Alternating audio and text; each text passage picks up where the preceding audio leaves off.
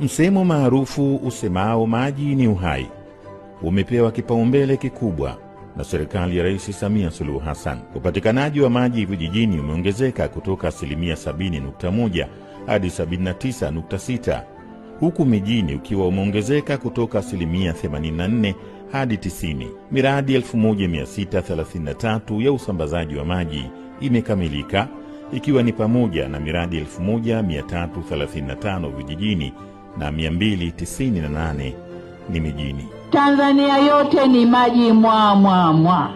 Na kwa yale maeneo ambayo hatujafika, tunahakikisha maji yatakuwa mwa.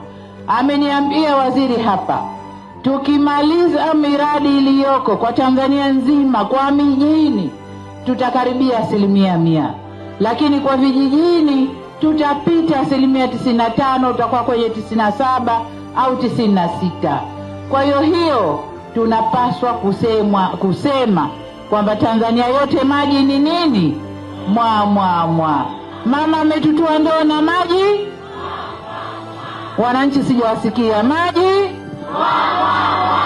Katika kulinda vyanzo vya maji, serikali imezindua kampeni ya kitaifa ya upandaji miti rafiki wa maji, ambapo tayari miti milioni 2,541,803 imepandwa katika mabonde yote 9 hapa nchini. Kwa hatua hizi zote na nyingine nyingi, Tanzania inasonga mbele kuelekea upatikanaji endelevu wa maji safi na salama kwa maendeleo ya taifa.